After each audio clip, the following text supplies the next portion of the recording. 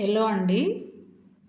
నేను ఇప్పుడు మీకు హిందీ టు తెలుగు కొన్ని సర్వనామాలు చెప్తా. సర్వనామం అంటే ఇంగ్లీష్లో ప్రొనౌన్ అండి. అంటే పేరుకు బదులుగా వాడేది. మనం ఏదైనా కాన్వర్సేషన్ స్టార్ట్ చేసినప్పుడు వేరే వాళ్ళ గురించి మాట్లాడినప్పుడు ఫస్ట్ ఒకసారి నేము చెప్తాము. ఆ తర్వాత నుంచి అతడు ఆమె అంటూ మాట్లాడతాం కదా, వాటినే సర్వనామాలు అంటారు. ఫర్ ఎగ్జాంపుల్, రాముడు ఉన్నాడు. రాముడు దశరథుని కొడుకు. రాముడు సీత భర్త. రాముడు లక్ష్మణుడు అన్నగారు. ఇలా ప్రతిసారి రాముడు రాముడు అంటే మనకి వినడానికి కొంచెం ఇబ్బందిగా ఉంటుంది. ఫస్ట్ ఒకసారి రాముడు అని చెప్తాము. రాముడు దశరథుని కొడుకు. అతని తమ్ముడు లక్ష్మణుడు. అతని భార్య సీత. అతను లేదా అతని అని యూజ్ చేస్తున్నాం కదా, దీన్నే సర్వనామం అంటారు. ఓకేనా అండి? సంభాషణ కొంచెం వినసొంపుగా ఉండాలి అంటే ఈ సర్వనామాలు అవి మనం ఎక్కువ వాడుతూ ఉండాలి. ఫస్ట్ ఏ పర్సన్ గురించి మాట్లాడుతున్నామో ఆ పర్సన్ నేమ్ యూజ్ చేస్తే సరిపోతుంది. ఒకసారి చెప్తే చాలు. మిగతా కాన్వర్సేషన్ అంతా ఈ సర్వనామాలతోనే నడుస్తుంది. చూడండి, ఐ మీన్స్ మై. మై ఇన్ హిందీ. మై అంటే తెలుగులో నేను. ఐ మీన్స్ మై ఇన్ హిందీ. నేను in Telugu. I in English, మై ఇన్ హిందీ, నేను ఇన్ తెలుగు. యూ మీన్స్ తుమ్ ఇన్ హిందీ. యూ మీన్స్ తుమ్ ఇన్ హిందీ, నువ్వు ఇన్ తెలుగు. యూ ఇంగ్లీష్, తుమ్ హిందీ, నువ్వు తెలుగు. ఓకేనా అండి? మనకన్నా చిన్నవాళ్ళకి వాడతామన్నమాట తుమ్ అనేది. తుమ్ అనేవాడు ఎప్పుడు కూడా మనకన్నా చిన్నవాళ్ళకే వాడాలి. నువ్వు ఏకవచనం. యూ మీన్స్ ఇప్పుడు ఇంగ్లీష్లో ఏకవచనానికి బహువచనానికి కూడా యూ అనే వాడతాము. సో ఇక్కడ ఇప్పుడు వచ్చే యూ ఏంటంటే రెస్పెక్ట్ అన్నమాట. యూ మీన్స్ ఆప్.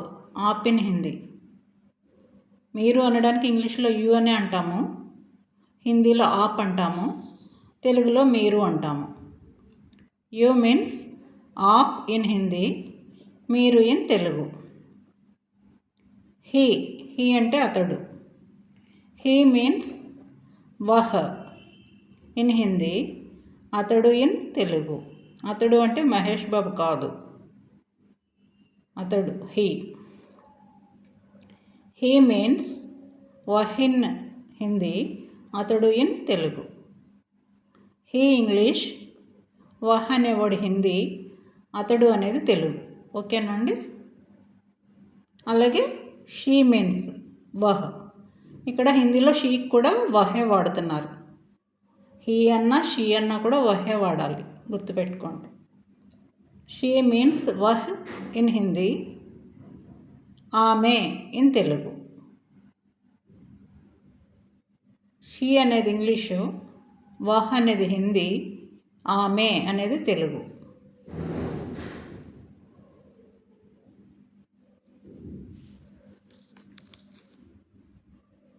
ఇది చూడండి, హీ మీన్స్ యహ్. ఇతడు అనడానికి కూడా మనం ఇంగ్లీష్లో హీ అనే అంటాం కదా, ఇతడు అన్నా అతడు అన్నా హీ అనే వాడతాం. సో హీ మీన్స్ యహ్ ఇన్ హిందీ. ఇతడు అనడానికి హిందీలో యహ్ అంటారు. యహ్ అంటే ఇతడు కావచ్చు, ఈమె కావచ్చు. సో హీ మీన్స్ యహ్ ఇన్ హిందీ, ఇతడు ఇన్ తెలుగు. షీ మీన్స్ యహ్, చెప్పాను కదా. షీ అంటే యహ్ ఇన్ హిందీ, ఈమె ఇన్ తెలుగు. షీ అనేది ఇంగ్లీష్ వర్డు, యహ్ అనేది హిందీ వర్డు, ఈమె అనేది తెలుగు. అలాగే వై మీన్స్ హమ్ ఇన్ హిందీ. వై. కొంతమంది ఉయ్ అంటారు, కొంతమంది వి అంటారు. ఏదైనా ఒకటేనండి. వి అంటే మేము లేదా మనము ఇంగ్లీష్లో. హిందీలో అయితే హమ్. హిందీలో కూడా అంతే, హమ్ అంటే మేము లేదా మనము.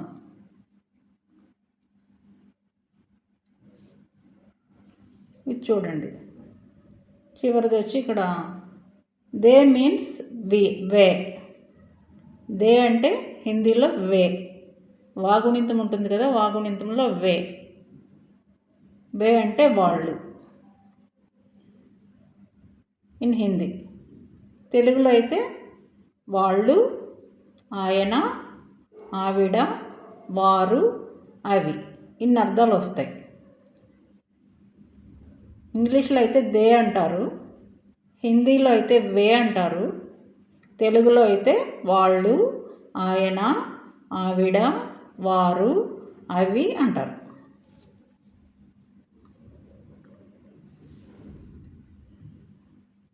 ఇప్పుడు వచ్చి హూ మీన్స్ కౌన్ ఇన్ హిందీ.